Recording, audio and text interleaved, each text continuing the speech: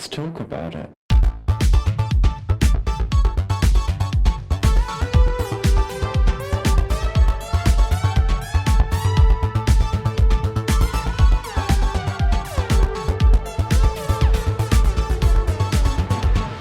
Hello and welcome back to Thicc Radio, the podcast where we talk about gaining, feedism, and everything in their orbit. I'm James. And I'm Tim, so let's get into it. We've got a couple of guests on today, people, so we're going to get them to introduce themselves now. Hi, this is Eric. You would remember me from Entree, Main Course, and Dessert, and also XYZ Experience. Hey guys, this is Ken. You probably remember me from Fitness, Whole Burger in My Mouth. And this is Michael, and you probably remember me from Gaming in the Public Eye. Oh, so lovely to have you boys back with us today. How are you all doing? Fine and dandy. I'm doing great over here, getting a break out of the heat. Same. Same here. Love to hear it. So today I think is going to be an exciting episode because we're going to be talking about something that every fucking person listening has struggled with, which is the joys of plateauing within gaining.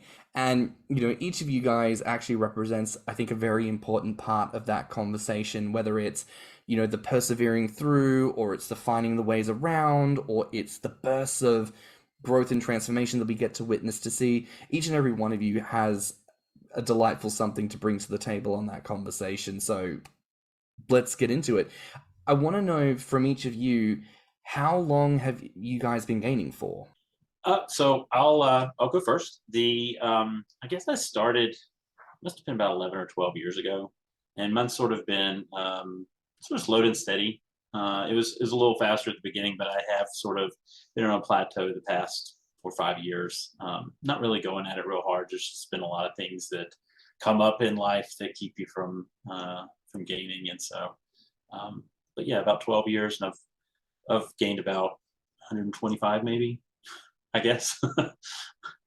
Snaps for that. And I'll jump in next. I'm a little newer to the gaining scene. Definitely, I've been in it 2, 3, maybe 4 years now, actively gaining just shy of 2 years. And I've been doing more of the gym and gaining that aspect of things. It's been pretty whirlwind of a ride for myself. I've gone from probably 220s, 230s, up to now I'm fluctuating around 300, give or take, on a good day. And I guess it's my turn now. I have been gaining, I guess if I do the math, it's been 16 years now, more than half of my life, which is weird to think about. It doesn't seem that long. And I have put on, I was figuring this out yesterday, this also doesn't feel real. I am 10 pounds short of putting on 300 pounds.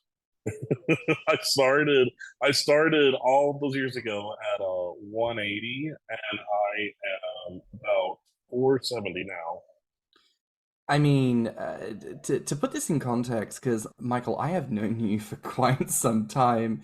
I've had the privilege to see you grow throughout those years.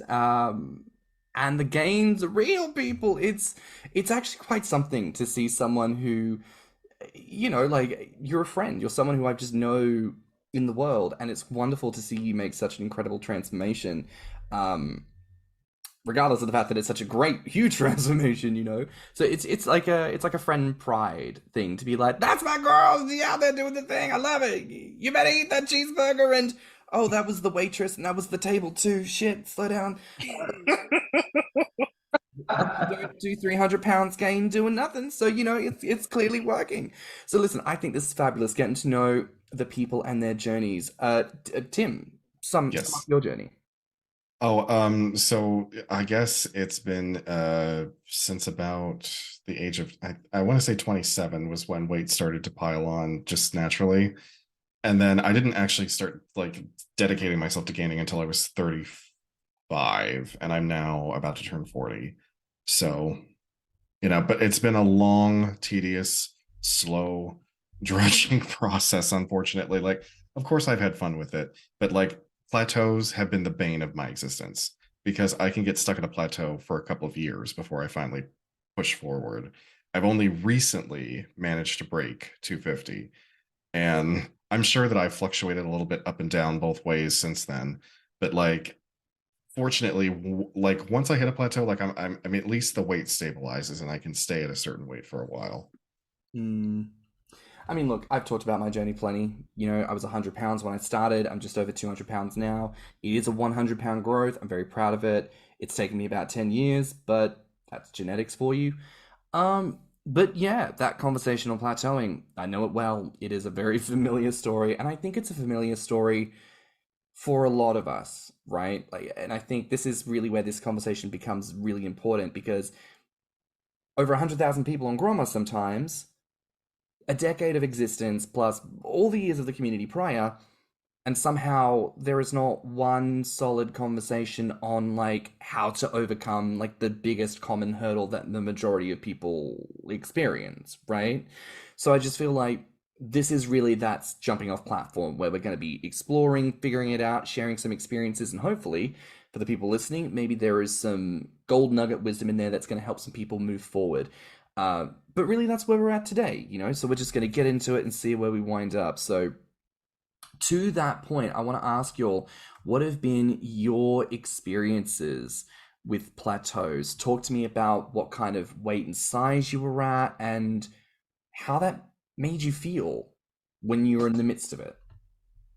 Well, I would say 250 sort of seems to be a common area, I think, where a lot of people, I don't know why. It hit me too. You know, I'm right at 315 now. And I've been here for 5 years, so I guess 315 is another one of those numbers that everybody hits. And as far as getting through it, there's just I don't know that there is one way to do it. I think it really just your body changes over time, I guess, you know, and so you know, you have to adapt to whatever your body's doing, and that's sort of what I've done. So like right now, ironically, my doctor has put me on Ozempic, not for weight loss, but for blood sugar. And that, of course, is being marketed off label as a weight loss aid. And a lot of celebrities are using it, pushing it, and saying, oh, use it for this. Well, those of us that actually need it for the real reason that it was invented can't get it. I found out Friday that I have a prescription for 4 refills, and every other time I have it filled, they want to do another prior authorization because they don't want it prescribed off label. So, but I went off on a tangent there. But the point being that it does suppress your appetite. So I'm struggling through that right now, trying to get my appetite back to where it is normally, just so that I can maintain. So, you know, there's strategies and different things you have to do as far as eating slower and eating smaller meals more often, things like that. You know, just try different things. But I like to hear about your issue with the appetite, because that was kind of part of where my plateau was at. But I'm kind of a little on the flip side of things when it comes to dealing with my plateau, because I've always kind of, you guys have seen, I'm one that I love working out. I thoroughly enjoy the gym. But I had hit a plateau there. That was what kind of started my whole issue with wanting to get into a bulk and actually add some more mass and add some more strength to myself. Because I've always been a sports guy, and I guess you could call me a quote unquote jock, but I played football growing up and various different sports and things like that. Got into my mid to late 20s, and it's just like I'm going to the gym so often, I'm lifting all this weight and doing the right things, but everything was just very stagnant.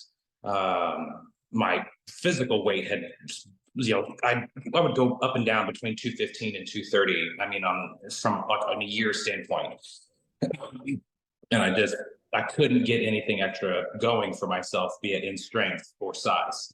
And so for myself, it was getting that mental switch to like, okay, I need to feed my body more. And that was hard because I was one that hardly ever ate breakfast. I only ate 2 meals a day. I wasn't acclimated to eating those large portions that you needed to make that growth.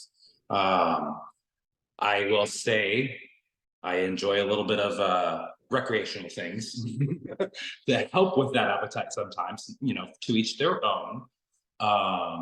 But for myself, it was just not necessarily forcing, but getting that mental connection of, okay, if I want to see these results, I'm going to need to put in the work, not only at the gym, but also at the dinner table. And that was where, you guys saw I went for probably 3 or 4 months where I'm double breakfast, double lunch, and I'm forcing those calories in. And yeah, that was tough at times. I did my best to make it quote unquote look easy, but it was not. It was a lot of hard work. And since then, my body's gotten used to that. It's been about a year or so now that I've been on this, and I've seen a lot of good results in that aspect. Hell, I'm sitting comfortably around 300, and I work out 5 to 6 times a week. So it's hard, but you can do it. So as the almost 500-pound guy, I feel like I have seen probably every type of plateau that there is. I will say, however, I am quite lucky in the gene pool that weight usually does tend to come easily to me. I don't know if it's a metabolism thing or what, but I will admit, I have been lucky in the fact that when I really do put my brain to gaining, it does come easy to me. So, not to say that I'm blessed and highly favored, but I guess I'm blessed and highly favored. No, but real talk at least. I wrote down that my biggest plateaus over the years, money and job situations, that definitely played a lot in my early 20s, my mid 20s, almost my late 20s, really my whole 20s was just kind of a struggle. The whole college thing, trying to find a job. That's in itself, I feel like, an entire other episode. But yes, money is definitely a hindrance sometimes when it comes to gaining and finding yourself at a plateau. Lack of appetite. It's crazy because, I guess it's like, even as big as I am, there's days and weeks even where I'm just like, I'm just not hungry. And I know everyone's like, you're not hungry? What? I'm like, yeah, believe it or not.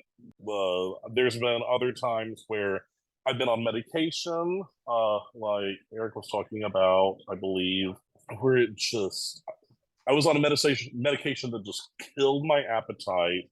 The thought of food just made me nauseous, as well as a lot of those same medications causing like digestive issues. I won't go into too much information, but just like that medication constantly was putting me in the bathroom, and it was not a mix at all, really. So I'm glad to report that I'm not on that medication anymore. But that definitely was a hindrance. I'll also say, like, I put like mental health breaks and lack of interest breaks. To which is to say, sometimes you just don't feel like gaining, and that is okay. It's not. I feel like for me and my journey, obviously I end up gaining weight, but there's also periods of time where if I'm like very stressed out, I'm like, I need a break from Grommr. I need a break from my Instagram. I need a break. And a lot of times I'll just do social media in general. It's not just like a Grommr thing. It's just like I need time to focus on myself and to focus on whatever particular situation that I am in. And then my weight kind of plateaus. And again, I'll say it is okay to do that. Honestly, before we go any further, I just want us to marinate in that fucking line. It is okay. Holy shit. 50 million points that every one of us can relate to. Gainers, encouragers, feeders. probing us, encouraging us, and then demanding and negging sometimes about the rate at which we seem to gain. And that is just like a fucking universal gainer experience that needs to just stop. But apparently it's not, and we're all experiencing it. But like, it is okay not to gain. It's okay to take breaks. It's funny, I feel like for me, I would reference it that like, even when I'm not proactively like trying to up my eating or do shakes or anything like that, I still term it as like I'm actively gaining because I am actively participating in the gay lifestyle. It's like you could be a single guy who's not really having sex with anyone at the moment, but they're like, I'm still practicing homosexuality. Like, yeah, I'm still living in it, like day to day. That part hasn't stopped for me. I'm still here doing the thing. But each of you guys have had such incredible points that we want to touch on. But actually, to Tim, I want to again bring you back to this. Like, tell us about your plateaus, like the kind of feelings you've experienced with those. Oh, like I said, they've been the bane of my existence because when I put myself to it, that like, okay, I want to gain intentionally. I want to grow now. I guess no, I just naively thought, oh, all I have to do is just try and add more calories into my daily intake, and I'll just start to balloon up. No, my body said, well, that's what you thought was going to happen, but what's really going to happen is I'll let you go up maybe about 10 pounds, and I'll get stuck there for a couple of months, and then maybe up 2 more pounds, be stuck there for a couple of months, and then so like it was a slog just to get over 200 pounds. I was drinking cases of Boost very high calorie. I was like trying to do everything I could to equal the amount of calories necessary to grow like that. And then I got stuck at 200 for, I want to say, a year. Then every like subsequent step up the ladder, so 210, 215, 220, 225, 230, I was at like hovering just under 250 for the longest time. And only within the last month broke over that plateau. So it's been a Sisyphean task to gain weight. Roll that boulder up the hill, bitch. Seriously, I think many of us can relate to that. And I do want to say here, the science around weight gain is actually just as shaky as weight loss because that information isn't there. Even if you're like, oh, well, there's things that bodybuilders do, like, yeah, that's muscle, bitch. That's like, people have obviously studied that because the majority of the human race is like, muscle is great. They haven't given a thumbs up to fat, if y'all haven't noticed. So the science on like what makes that happen is actually kind of shaky. We know this for a fact because the science behind weight loss is actually extremely shaky.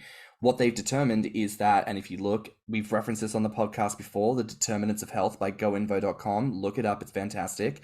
Diet and exercise together only comprises about 10% of what leads to your overall structure of health.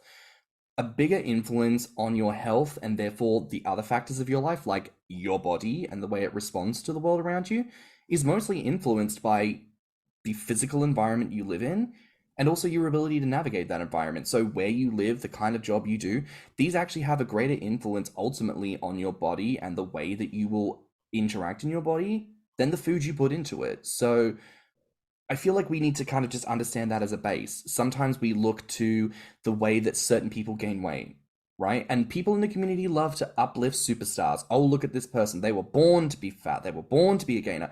And this is not to ever take away from anyone's blessing and their blessing to gain. We champion that because God bless you. At least you got it. The rest of us didn't. But simultaneously, that is not helpful to the rest of us who need a little something. So just as a base, before we talk anything else, let's talk the medical, the health, the genetics. She's complicated, right? So remember that. And remember that both when you talk to other people, but also when you critique yourself. Because, bitch, that is something I have had to come back to myself plenty of times. Eric? Yeah, and to add to what you said, to the list you were reading, you were going through, the season of the year can impact, how easy it is, even like your appetite. Like summertime, it's hot. I don't. Summertime is not my time to put any weight on. Y'all, it is 100 degrees here right now in Arizona, so there's not going to be a lot of heavy meals being had. No, but it could mean a lot of ice cream. Now, this is true. This is very true. Right. So we look at the It just depends. it does depend. We look at the circumstance and we look at the potential ways to overcome, and we can talk about a little bit of that as we go on. But Eric, I actually want to circle back to, I think it was you who had said, sometimes it's things in your life that actually just take precedence over gaining, right? Like it is job opportunities and it's money and it's just other things in life that can take priority. And as a person who lives abroad, absolutely, that is very much the case. There is a constant semi-nest egg that I have to hold on to, someone living overseas, where I'm like, I could dip into this and have a really glorious summer.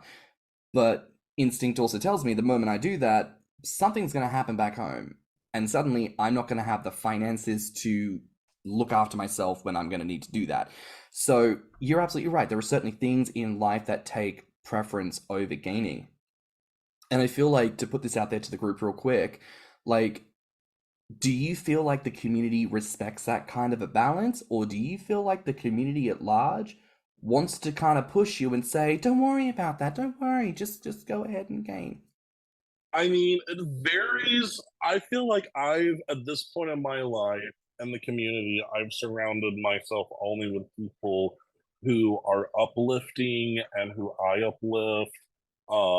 And anybody else, I just tell them to go screw themselves, essentially.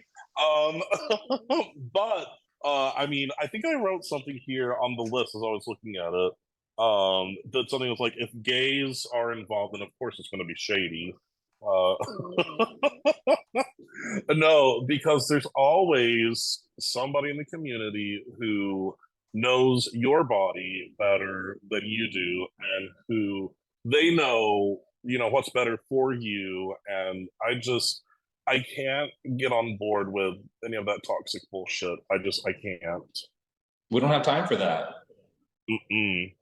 But I completely agree with you, because there's so many of those that don't take into perspective what we are all doing in our everyday life. As much as we would love to just continue to press and push and do all those things, yeah, that's great in a fantasy world. But you can't do that 24/7. We're all human. We've got our own things to do outside of this. Yes, this is what we enjoy and part of who we are, but there's more to us than just that. Yeah, that goes back to the whole concept of the kink. I don't like to call it a fetish of gaining; it's a kink. And but the idea that with other things that people have interest in, in their sexual lives, they explore that, they do whatever, and then they put it away and they go back to work the next day or whatever it is. And this is one that you can't just unzip a suit and take it off and live the rest of your life. This is more of a lifestyle than anything else. And it's one that we enter into, hopefully, with eyes wide open. But there are other things that come along where you're just like, I can't afford that right now, or I can afford the food, but I need a new wardrobe, and there's no way that I can afford both things right now. Clothes, they forget. Yeah, clothes is a big deal. And then not only if you could find clothes, the clothes are more expensive the bigger they get. Oh, girl, that's a conversation. Let me get out my soapbox. That's another episode. That's another episode. I mean, Timberly, you nurse, you on your feet for your job. Like, you don't even get to sit down. Yeah, and I think it's like, personally, I think it's a bit of a mixed bag. Like, plenty of people that I talk to over, let's say, Instagram, are other gainers who know that, like, you've got a personal life, you've got a work life, you've got all these other things that you do as a person that is not just constantly stuffing food in your face to try to get fatter. But there are also those people that, like, I don't know, maybe they don't have any pictures on their profile and they're just someone who just, follows other people in the community and all this stuff, and they'll message you and they'll, like, very clearly have dick in hand while they're talking to you, and they expect something from you, and you're just like, I am not here just for you to get your rocks off. In fact, this is kind of funny.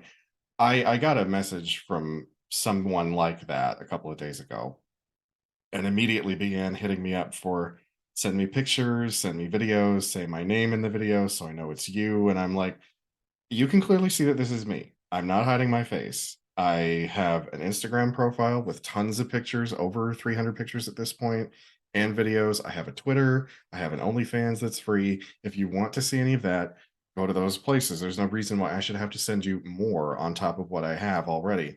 And like, well, but please just, I'm like, no. And finally, I told this person, I said, if you want to continue to talk to me, you're going to have to be less pushy.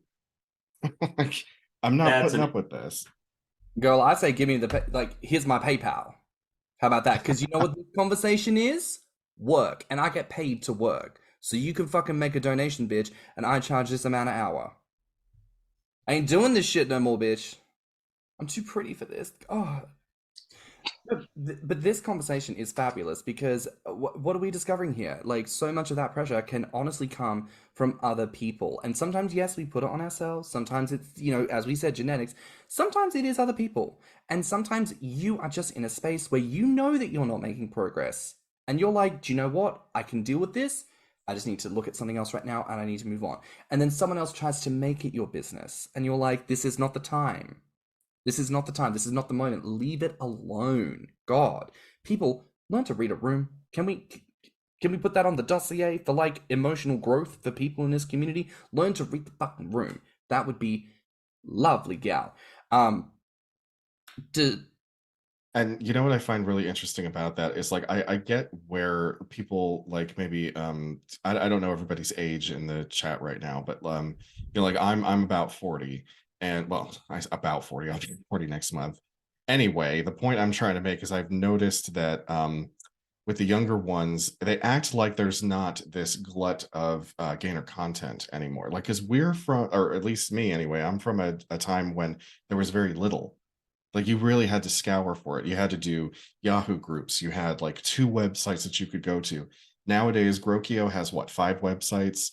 And there's Tumblr, there's Twitter, there's OnlyFans, even Pornhub. Gainers are on Pornhub. Like, there is a significant glut of gainer content out there, and I still don't understand why some of these people act like they're still scrounging in the dirt for the, you know, the scraps of the gainer community. It's not like that anymore. Girl, our whole theme is like, obviously we're fat because there's a bounty, so consume of the bounty. It is there to glut upon. But Ken, to kind of circle in on what you had said before, you know, you had mentioned that there are other priorities as well. And you mentioned fitness as a big part of what you do. And you had mentioned that there is an element of, you know, an intentional decision to overeat. And that's the bit I want to circle in on here, that intention to overeat. Now, sometimes we aren't able to do the thing that we know that we could do to maybe make things happen a bit more.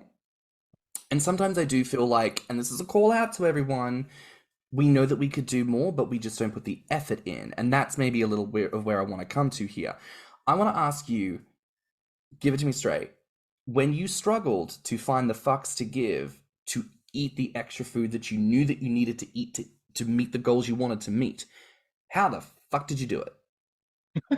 What's the Well, tea?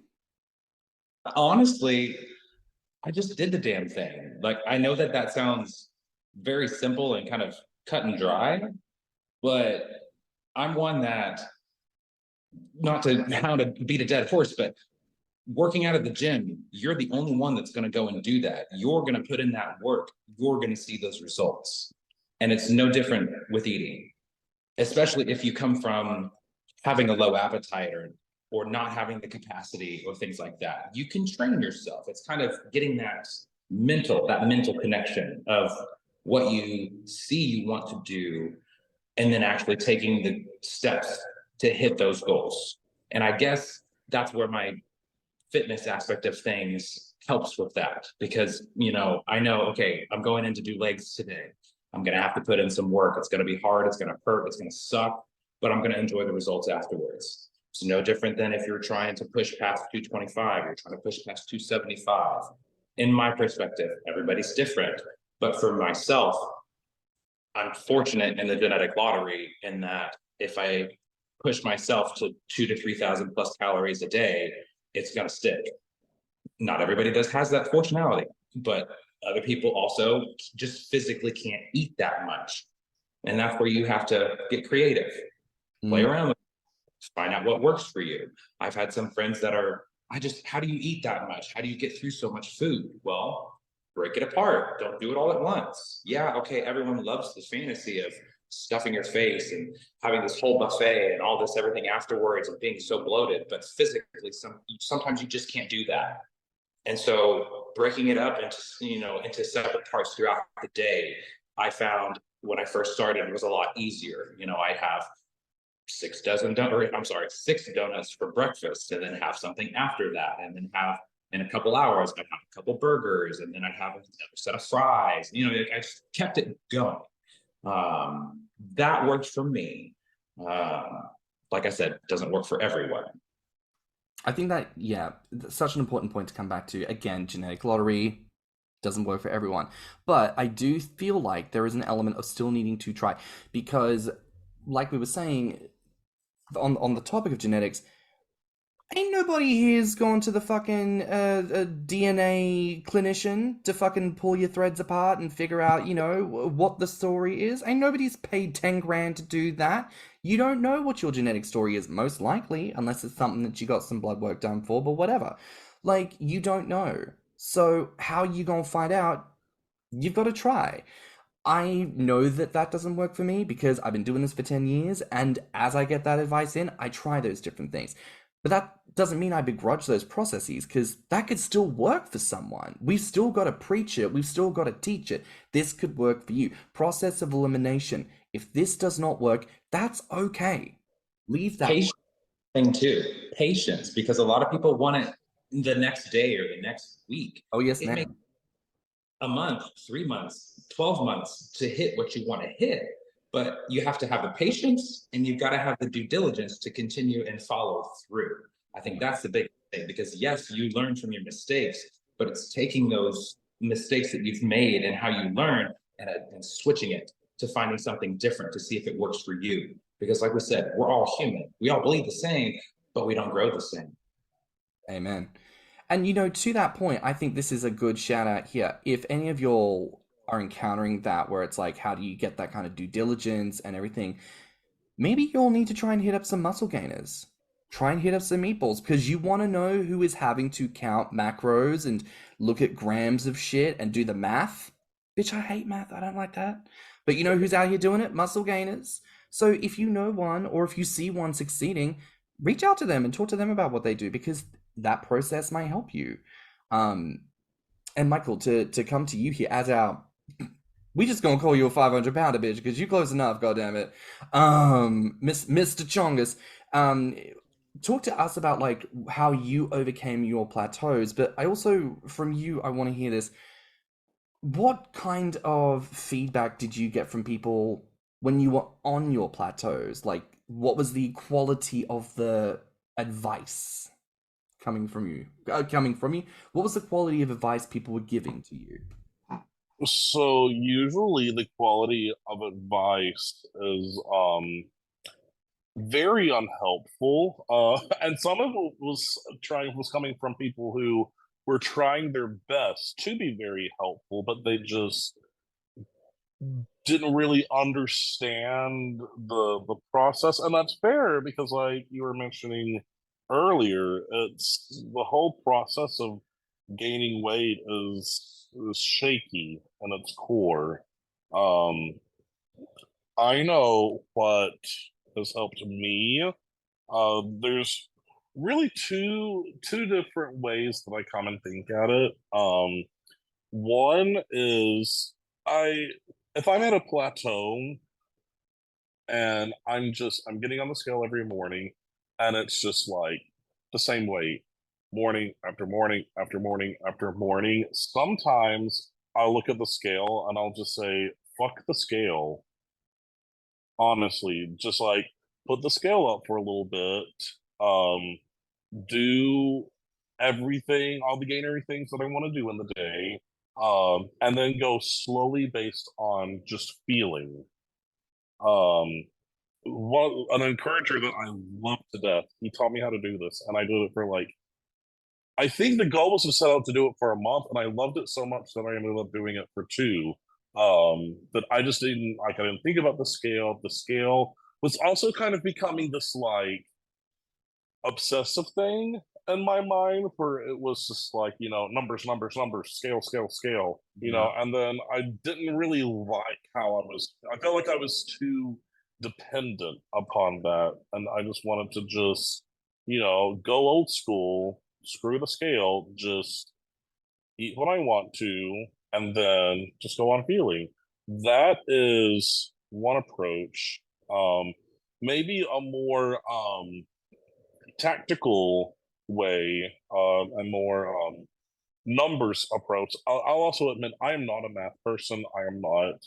I don't count calories for the most part. I'm not gonna say, oh, I need exactly 5,384.5 calories to maintain. I don't. I see numbers and my mind goes, mm-mm. But what I do know and what I can do is just kind of do like chunks of numbers. So if I can do like, I don't know, 800 calories for breakfast and maybe 500 calories for lunch, simple numbers like that. In addition to what I'm trying to get at is the liquid calorie approach. Whenever I'm at a plateau and I really, really, really want to start seeing results, I always tend to go for the gainer shakes. They have helped me time and time and time and time again.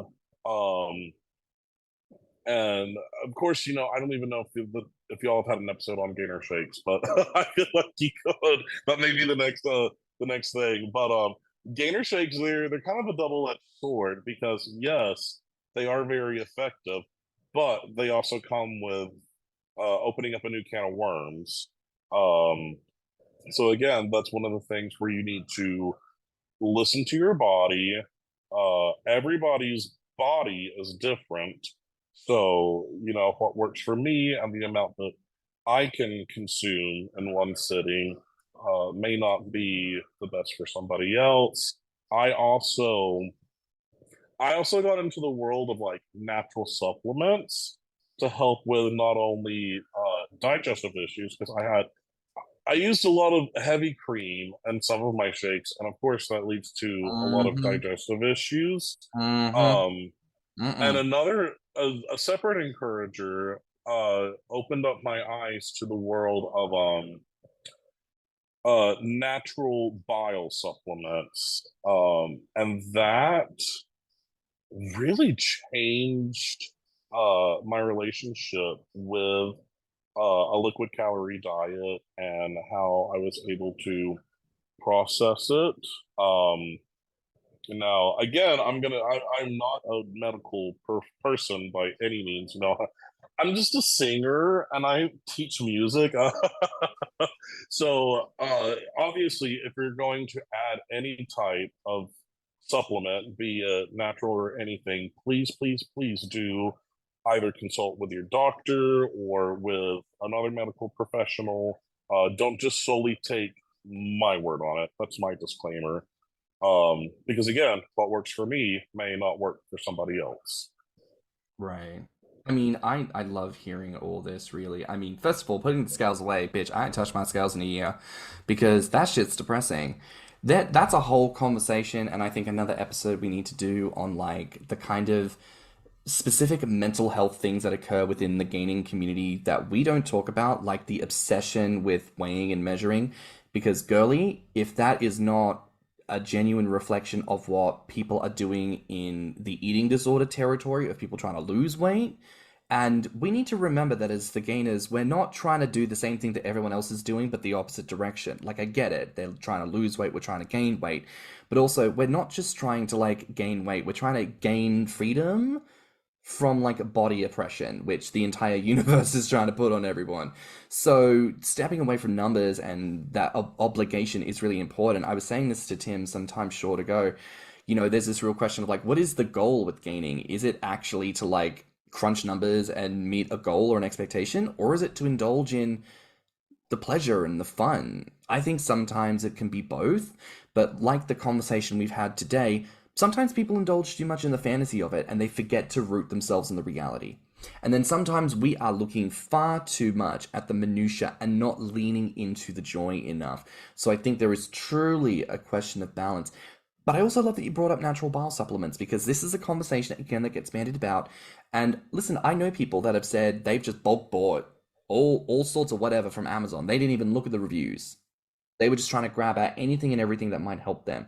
And I don't know how bile supplements work because I've never taken them myself, but I think that's absolutely a point to come back to. Consult your medical professional. I mean, Tim, what's your It's knowledge? something that I'm definitely going to look into, because so the whole point of bile is that it breaks down fat. It comes from the gallbladder and it breaks down complex fats in your stomach. And I've noticed that the older I'm getting, I don't necessarily know if it's my lactose intolerance that's ramping up or if it's my inability to digest fat that's ramping up, because I don't have a problem with butter, ice cream, or oh crap, something else. But like heavy cream and milk. Oh, I don't have a problem with cheese. Maybe I didn't say that part, but like, so heavy cream and milk, depending on the fat content, if I consume it, my stomach just becomes an acid pit, just trying to digest that. And then I get the acid reflux, I get terrible heartburn. I have to like, eat a whole container of Tums to try to get it under control. So I switched to skim milk and I'm noticing that it's less of a problem. So I'm like, okay, then I'm having trouble digesting the fat. So I'm really going to look into those bile supplements, because I take that lactase enzyme thing that you're supposed to take before you eat dairy, hasn't done shit. Have you So ever? now I'm going to look into the bile supplements. I'm sorry. Have you tried any like almond milk or any of those alternatives? It all comes down to taste, and oat milk, almond milk, soy milk doesn't taste like milk because it's not milk, it's juice. And you can't put that on the package because nobody will buy it. So it always tastes like something is missing. I was raised on cow's milk. So from the time I was a baby until, now, like I have always consumed cow dairy products. And I don't want to stop because it's really tasty. Yeah. I'll tell you my experience that I have and the knowledge that I know about bile supplements. What kind of prompted me into it, obviously I had an encourager friend tell me about it, but I was so confused about my body because I am not lactose intolerant. I've never had an issue with any type of dairy, back when I was a younger gamer, chugging melted ice cream, no issues. But as soon as it came to heavy cream, which everybody was suggesting heavy cream, because, oh, it's cheap, and oh, it has so much calories and it has so much fat in it, and it's like a gainer's best friend. I could never digest it though, and I thought, well, maybe it's just like I'm a specific lactose intolerant, but it never made sense to me until I found out that most people, now there are some people out there who are unicorns who can just like drink copious amounts of heavy cream and have no issues. There's, like I said, those are the unicorn people. For the rest of us, the body can only produce so much bile to break down that fat. Once, I think Tim said it was the gallbladder. I can never remember if it's the gallbladder or the liver. That produces the enzymes that breaks down the fat that you ingest. Once it runs out of those the bile, any fat that's left in there, your stomach's like, we don't know what to do with this, so we're just gonna immediately expel it out. So taking these extra bile supplements, when your natural bile runs out, it kind of kicks in and helps digest the fats and everything that's left over, and that way it produces more gained weight as opposed to the alternative. Now, I wanna pivot a little bit here, and Eric, I wanna jump to you first for this. I want to talk a little bit about your experiences with plateaus and ones you've overcome and the ones that you've struggled with. I want to talk about the mental health aspect, so, and for Ken and Mike, we'll circle to you after this too. But I want to ask here, talk to me a little bit about that kind of positive feeling when you've had that success, But also, I want to hear a little bit about how it's felt when you haven't been successful overcoming plateaus, because I think that's maybe something we can all relate to. Yeah, because it's very much related to body image, and body image is very much in the mental health sector there. Um, like earlier on in my gaining journey, I started doing GoMad at one point, which is the gallon of milk a day. Um, and it was working. I was getting great results, and it felt good. And like I was really like noticing it, and I was really running on a high. And then I hit 30, and suddenly I just wasn't feeling so good at the end of the day when I was doing this. And I was talking to my doctor, and they said, "Well, you're drinking milk," and I said, "Yeah." And he said, "Well, people of your particular makeup of your background that are in their 30s typically will develop lactose intolerance, even if you didn't have it as a kid, around the late 20s or early 30s. And so that's probably pretty natural for you to do that." So I had to stop. And of course, the progress stopped because that was some of all the things that I had tried. That was actually something that was working really well. And not being able to do that, or being able to do it, but not being able to do it as often because the lactose free milk is more expensive, Yeah, and so there's just, or you have to buy lactate, and you don't always either have it, or whatever your situation is, have it available at hand.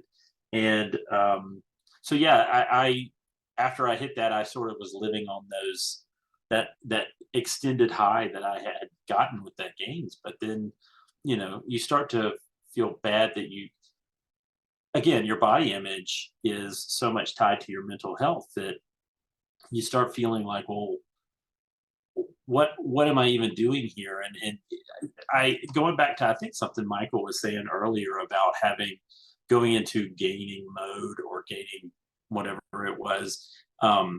I go through that too. Like there's cycles where I'm super, super motivated to do it. And then times when I'm just like, meh, and it can be seasonal. It could be, what's the word I'm looking for? It could be the conditions that are around you, that something external that's affecting you. I think it's something that we don't talk about enough of is the burnout that we can get. There is a specific type of burnout that happens when you're a gainer. You not only do you want your body to keep growing for your own satisfaction, but it is like we all do get like a hit of confidence when other people comment on it too. And you get to a point where you're like, I'm trying so hard, it's not really happening. And, I feel like I don't even want to post any pictures right now because I haven't had any progress, and I keep posting the same damn thing. And I know that people are going to expect more from me, and yada, yada. And all this stuff inundates in your brain. And you're like, fuck, this isn't fun anymore. Why am I doing this? Why am I torturing myself? This is supposed to be fun. It's hard to walk that line between like being motivated, but not being obsessed, I guess, and not allowing it to affect you when you have setbacks, or that you step on the scale and the number's not quite what you were hoping it would be, or you think, I've got an afternoon to myself, I'm gonna have a binge session, and you don't get as far along as you'd like to. Like you've got to just give yourself, because James is always telling me personally that I have to give myself grace when I fall short of my own expectations, and I think we all have to do that. 100%. Yeah, and I think it's going off that. Are you motivated to do it for yourself, for the feeling that you're getting? Are you motivated to do it for the responses that you're getting from other people in reaction to what they are seeing in your body? So like it really does flip flop back and forth, and it's this this area that it can change over time as far as what's motivating you to do what you're doing. And I think that's a universal thing for all people. Like, am I losing weight? Like people that are into fitness and health and losing weight, am I losing weight because it makes me feel good, or am I losing weight so that other people see me a certain way and I get that positive feedback? Are you getting that high from them? Or are you getting that high from yourself? That kind of thing. And so 100%. I feel like this is something I've had to come to grips with lockdown and everything else, because I'm that person who has grown up being hypercritical of myself, and nobody stopped me. So I've had to struggle with that in my adulthood. But courtesy of lockdown, I've had the opportunity to really learn to focus on my environment and just how fucked our world is. Oh my gosh, I'm so broke. I feel like I must be terrible with money. I must be so irresponsible. And then I have to remind myself, no, we are currently experiencing one of the worst cost of living crises in the last century. The world is on fire. There's a lot of war and a lot of horrible things happening. So that's why we're all running around with a vague amount of stress. So no, actually, maybe you do have some money things that we could look at. But your situation is not because you're a terrible person. Look at the environment. Look at the factors around. Like, the game is stacked for you to not succeed. And again, when we talk genetics and we talk everything else, sometimes it's just not stacked in our favor to have that kind of rapid growth that everyone else does. We keep coming back to this episode. Some people get that golden ticket. Not everyone does. And you, dear listener, are probably that person who doesn't get the golden ticket. It is so important to take time to remind yourself that it is not your fault. There is, by all likelihood, 50 million things going on that you have no control over. And the only thing you can do is choose to say, okay, and look at what you do have, look at what you can work with, and kind of take it from there. Ken, I think you were going to say something before, but you were on mute. I saw you gesticulate. Oh, no, I'm disagreeing with you guys because everything that you said is just like 100% facts. It's a combination between weighing, like, I don't understand why everyone needs to weigh themselves every week. Like, that just is just going to fuel that burnout and frustration unless you're freaking eating 10,000 calories a day. And we all know you can't do that. And you have that. And then the mental unless of course you're Nikocado Avocado who claims that he's doing 20,000 a day or something. Okay, can we segue just for a brief second here, right? Like, and this is something I've said to Tim a couple times, because, over the years, as we all do, you see someone who gains a whole lot of weight real quick and you slide into them DMs and you're like, man, how the fuck did you do that? What's your secret? Do you want to know the amount of times I've heard that their secret is, I sit at home and I just eat boiled rice.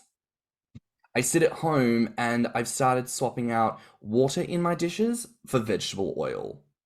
I've started doing all of these things that I can feel my asshole just quiver with anticipation of not positive situations. You can feel it and you ain't even consuming it. You know what I'm saying? It's like, that's the reality. And some people are willing to punish themselves to get this. And for me and for my house, we will serve the Lord, it says in the Bible. And the Lord says we won't drink vegetable oil as a liquid. It is not a beverage to have with dinner, sis.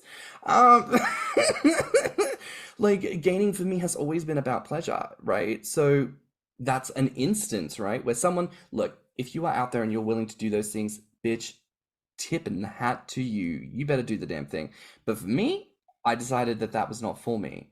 And so that's one of those instances where I have to be willing to accept, oh, there is something I could do, but I know that I'm not willing to do that, and I know why I'm not willing to do that. And that actually helps me be more at peace with my slower growth, because it's like, we know why we're choosing to not take certain avenues, right? And again, it's getting that control factor back as well. And Michael, to mention here, something you had said that I think we're kind of circling around here. You surround yourself with people who build you up and understand who you are at your core.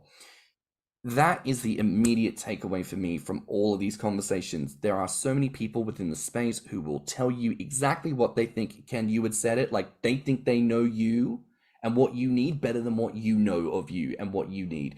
But Michael, as you do, you need to surround yourself with the people who know who you are at your core. They know the truth. They can challenge you when they know that you're on the shit, and they can pull you aside and say, bitch, we know you're full of it. You stop. You know what you need to do. Go ahead and do that, right? Like, you need the people who will challenge you when you need to be challenged. But also, when you are down and not feeling it, you need people who you can go to and be like, babe, can I be honest? I'm feeling a little bit crap today. Why are you feeling crap? I'm not feeling very big. I feel like I'm not making progress. I'm feeling a bit crap. You need the people who will get into your DMs and be like, you are the fattest bitch in the universe. You are sexy. You are glorious. You are incredible. You need those people. And this comes back to conversations. This is our season 3 theme, apparently, is talking about community and building up the people around you. So I think that's a big lesson. But, like, to put it out there to the collective, what is it about this concept of plateauing that we haven't touched on yet that we need to just get into it? I have a feeling that it comes from this need of constantly needing to do something. And I feel like it's a very American thing. You either need to be going to work, and then you're at work, and then when you're at home, you need to be making dinner, and then you have to start making plans for work tomorrow, and then when it's the weekend, you have to start making plans to go out with Jan and her kids, and then you have to go to lunch with this person, and then you always have to be constantly doing something. You either constantly have to be gaining weight or losing weight. There's no like spot where you can just take a breath and relax. It's hustle culture. Exactly. It's hustle culture. It's the same shit that got our asses back in 2020 when everyone turned around and said, now that you're gainers, because everyone's on furlough in it because everyone had an office job and now everyone gets to work from home or they don't have to work at all. You get to spend your entire paycheck on getting fat and there's no excuse not to get fat. It's that exact conversation, bitch. I think a lot of people just need to be confident and comfortable with what you have done and are doing. I feel like everyone is so comparative in their aspect of things, of seeing, okay, well, Jim Joe Bob has gone up 50 pounds in 3 months and I've only gone up 10 pounds. Well, big freaking deal. Who cares? That's 10 pounds gain. You should be proud and confident and excited for what little bit you get for yourself and stop comparing to other people. I know I stand out and it's like a sore thumb in the gaining community because I feel like I'm very different from everyone else. But I'm proud of that. And I love that I am my own person and my own being. And I think that that's what I always try and with my followers is just be confident in yourself. Whatever shape you are, whatever size you are, whatever color you are, rock your damn thing and do your own damn thing. Yeah. Also looking at what is it about the gaining that's like attracting you to it? So is it seeing a number on that scale, or is it seeing a number on that tape measure, or is it the feeling that you're getting? When as your body changes, you feel different things at different stages as far as like physically the way it feels to live in a bigger body and noticing that. And so I think that's why comparison photos are so popular, because you're living in your body all day, every day, and you know it's changing. You are gaining, but you may not notice it until you see an old picture of yourself from like a year ago, and you're like, whoa, I really did. I got to give myself some more credit, that kind of thing. So I think people look for those metrics, like stepping on the scale every morning, and that's just not realistic that you're going to see a difference. Over the course of a week, you may see, the number will go up 1 pound, but also you could go use the bathroom and it's going to go back down. And that's not a failure. It's just, you're looking for a metric and you're looking at metrics that aren't realistic. And so it really depends on that motivation and what it is you're trying to get out of it. It's almost setting yourself up for failure, Yeah. And again, I mentioned before about environmental factors. Baby, outside of this community, there is no narrative on intentionally getting fat. We are the ones doing it, and we are also the people creating the guidance on that structure. It's like we are the people cutting through the jungle with the machetes. Like we are the ones forging our own path. Everyone who gets to come after us gets to reap the benefits of, oh shit, this is easy. Everybody knows this. And it's us who's going to be old one day saying, back in my day, we was fighting uphill to gain pounds because we didn't know shit about shit. But that's absolutely the tea. And I feel like there's such important points that we've covered just in this short hour, because it's already been an hour, my God, just about the real fucking tea, that so much of this comes down to setting yourself up right, not judging yourself, surrounding yourself with the right people, giving yourself grace, eating the right food, pushing yourself where you need it. I mean, God, that so many different factors that affect so many different things. And maybe this is ultimately why we all struggle with plateaus, because plateaus aren't just caused by one thing, they're caused by a series of things, and they all have different solutions that are nuanced. And so every plateau you're going to encounter is going to be made of different things, so the solution's going to need different things. Tim, coming to you for a sec here, because you've obviously overcome your 250 barrier recently, talk to me a little bit about what you've learned from that experience, and then we'll close out. Well, I know that like I said, it's going to be a slow incline for me. That's something I've had to come to terms with.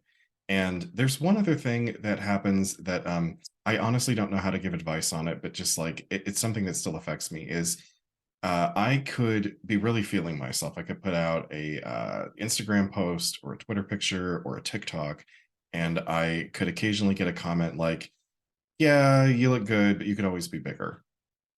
No matter how much confidence I have gained in this gaining journey, that still affects me. That still makes me feel insecure when someone says that. I'm like, God, maybe they're right. Like I'm trying hard and it's not working the way I want it to. And maybe I should just give up, like, and I hate that I allow that to get to me. But like, I know that this is something that a lot of people struggle with when they get comments like that. And like, well, how do I deal with this now? Someone saying like, yeah, you're good, but you're not good enough. Well, we've said this before on the podcast. People try to pass that off as humiliation kink. That is not humiliation kink. That is called negging. That's just straight up being an asshole. That is not good in any community space, nowhere, not ever. So don't do that, period. Right? Second of all, to that point, again, environmental factors, babe. Environmental factor is this is the only space in the universe where you can be coming fat and it's celebrated and it's uplifted as a good thing. You can't go to the civilian world and be lauded and celebrated for it because people are out there going, you're a fat fucking freak. What are you doing? Kill yourself. So you've got to come here to get your rest, get your peace, get your support, get that love. And it's all tied up with expectation and all this other kind of bunk. It's no wonder we struggle. Again, this is that moment of giving yourself grace. Why do you struggle with it, bitch? Because they have us over a barrel. We've got to come here to get our love. We've got to come here to get that support. So this is something where we all need to come back to that reality point and give each other the real. Let's not be out here judging people against imaginary things. Let's give people the real with what we see before us. And I want to close out on one thing. People question me on why I will post photos of me hanging out with other people in non-sexual contexts, or why I post photos of the meals that I cook as recipes, because that's reality. I am trying to show you, hey, look at this cool little meal I made. I went to the effort of writing you out the ingredients, the calories per serving, and the process, which is usually dead fucking simple, because everyone is out here looking for recipes, looking for tips and tricks, and I'm out here like, well, if no one else is going to write down what they're eating, I'm going to put it out there. And if you've got something better, post about it, share it, put it on your stories, give it to people. This weird gatekeeping, withholding of the information, it's weird. Don't do that. Share and share alike. And when it comes to posting photos in normative situations, that's because that's where I get my gainer community from. I live for the online context where I get to have amazing conversations, but getting to be with people who get me in person in real life, where I can be like, bitch, this is what I'm experiencing with my gains. And people who get that lifts me up just like it does in any other context. It's the reason why, as queer people, having queer friends and family is so important, why having support networks of friends is so important. It's the same thing. We all need to do that community thing of banding together. So, does anyone have any final thoughts on plateaus before we close out? I would just say that it's always good to take a step back and sort of take a look at reality versus fantasy. Are you actually at a plateau, or is it just happening slower than you would like it to happen? Because everybody wants the fantasy. I mean, that's the thing. But reality can, set in, and you'll have to realize I'm not really at a plateau. I'm just slow and steady, because that's how my body works. And so taking a step back and reevaluating that a lot of times would kind of puts it in perspective. One thing that I'll say that I'll close out on is some advice that I got when I was in my master's degree and I was in my voice lessons, and I was getting frustrated because I felt like week to week I was making no progress at all. And my teacher told me, he said, Michael, you gotta love yourself where you are right now in this moment. Yeah, you're gonna be a little bit better than the person that you were yesterday, but it's gonna be incremental. how much progress we're going to make from this point to next week, within a month, within a year, within 5 years, and so on and so forth, right? You know, I could have never gone from, a little 180 pounder to just immediately nearly 500 pounds within the course of a year or whatever. It's taken me 16 years, really, and it's been worth it, absolutely. But it just takes time and learning how to love yourself as you are in the present, imperfections, quote unquote. Not that I don't think that any of any type of weight is considered imperfect, but just where you are, you gotta love to learn, or to love. I mean, And the last thing that I would just have to say is, you gentlemen have both hit the nail on the head on a lot of everything today, but just be consistent and be yourself and have fun. That's honestly putting so much stress on everything else. I've said it before, comparative to where everyone else is at. Who gives a fuck? Like, you're doing this for yourself. If you've tried route one and it doesn't work, deviate and find a new alternative that's going to work for you. And like we've said, not everybody's the same. You're going to have to do a little bit different and a little extra steps here and there to try and make what's going to work for you. It's to be fun, not a burden. Yes. What about you, Tim? Anything you want to say before the end? Just to reiterate what Ken said, like, it should be fun. It should not be a chore. And plateaus are a normal part of the gaining process. Everyone goes through a plateau, whether weight gain, weight loss, bodybuilders go through plateaus. Like, this is just a normal part of the body changing shape. Yeah. And sometimes I have to sit back and look at it like, maybe my body is trying to tell me, you need to maintain here for a little bit, because if you went too quickly, another problem could develop. So, your body is kind of taking over and saying, I got this. We'll get you there, but like, we're going to have to do stair step in here because there's only so much stress I can handle. And, so you just got to trust the process. I love all that. And honestly, I've got nothing to say here because y'all have already said it and we've been saying it all night long. There are 50 million things that we can consider when it comes to plateaus. There's factors around it. There's factors in it. There's factors within ourselves. The only thing that you can do is take a deep breath, hold, exhale, and look at it and go, what is the next correct choice to make? Ken said be methodical. Michael, we've said give it time.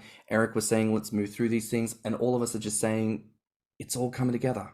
So that's all it is. It's all these things, it's everything everywhere all at once, starring Michelle Yeoh, and it's a fantastic film. And that's where we're going to close out today. So everyone, thank you so much for being here. Now, where can the listeners find you online? You can find me on Grommr as Braveheart Lion with underscores between the words, brave underscore heart underscore lion. And that's the only one I really use. You can find me on Instagram and Twitter. I also have an OnlyFans and a Patreon. I'm real simple, thiccboigains with 2 C's and an S at the end on all social medias.